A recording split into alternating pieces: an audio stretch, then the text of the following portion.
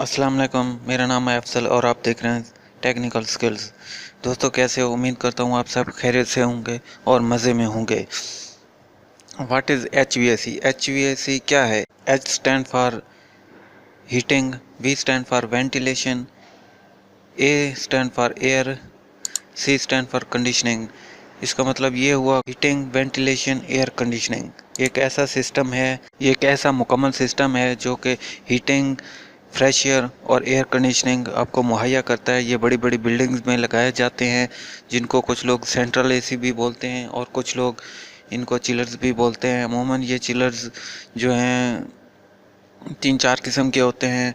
एक होता है कंप्रेशन सिस्टम, दूसरा होता है ऑब्जर्वेशन सिस्टम, तीसरा होता है स्टीम जेट सिस्टम।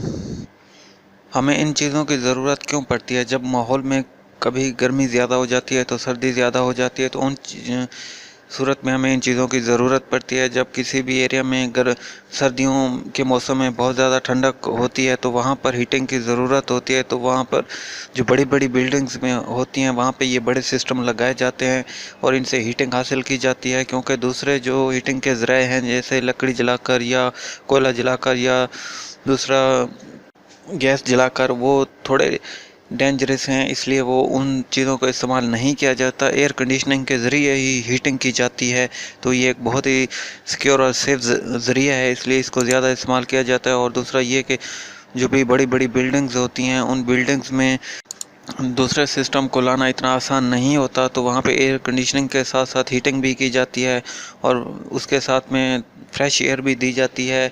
और कूलिंग के लिए भी वही सिस्टम जो होता है इस्तेमाल में लाया जाता है। तो बड़ी जो भी बिल्डिंग होती हैं उनमें बड़े सिस्टम लगाए जाते हैं, क्योंकि छोटे जो सिस्टम होते हैं, छोटे विंडो एसी, सी प्लेट एसी, उनको वहाँ पे इंस्टॉल करना बहुत मुश्किल होता है। और दूसरा वहाँ पे जो उनकी कास्ट होती है वो भी ज़्यादा हो जाती है, फिर मेंटेनेंस भी ज़्यादा हो जाती है। तो इसीलिए बड़े सिस्टम लगाए जाते हैं। उन बड़े सिस्टम को एक ही जगह से ऑपरेट होते हैं और ये सिस्टम मुख्तलिफ ममालिक में मुख्तलिफ लगाए जाते हैं। जैसा कि जहाँ पे बिजली ज़्यादा होती है वहाँ पे कंप्रेशन सिस्टम लगाए जाते हैं, और जहाँ पे बिजली की मिकदार कम होती है वहाँ पे ऑब्जर्वेशन सिस्टम लगाए जाते हैं, या स्टीम जेट, वो माहौल के हिसाब से लगाए जाते हैं जहाँ पे जो चीज़ ज़्यादा अवेलेबल हो।